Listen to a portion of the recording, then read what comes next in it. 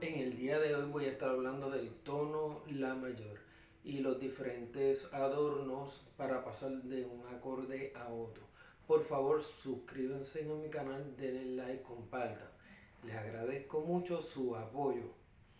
Comenzamos. Para pasar de La mayor a Re mayor. Podemos darle el quinto traste, perdón, la quinta cuerda, quinto traste. Comenzamos al aire.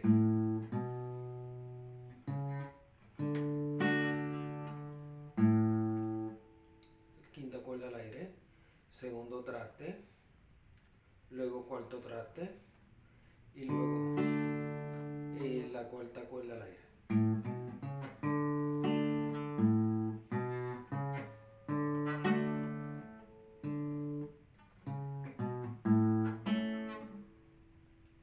Luego cuarta cuerda al aire. Quinta cuerda, cuarto traste, quinta cuerda, segundo traste.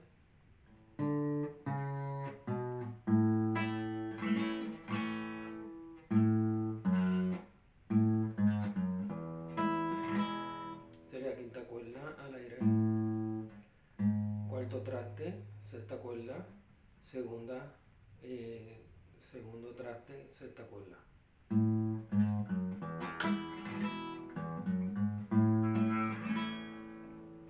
Luego, para pasar de la a fa sostenido mayor a si menor,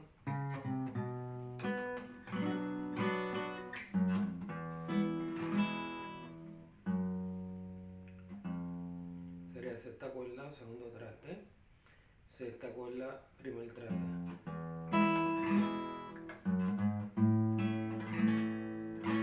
Nuevamente, para llegar de la a fa sostenido mayor, sexta cuerda, cuarto traste, segundo traste, tercer traste y segundo traste. Lo mismo para si menor, pero en quinta cuerda, tercera, perdón, cuarta, tercera, segunda.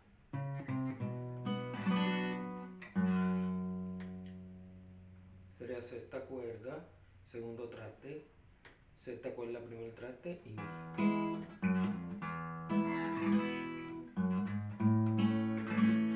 Espero que les haya gustado este video. Por favor, suscríbanse a mi canal, denle like, compartan. Les agradezco todo su amor y apoyo.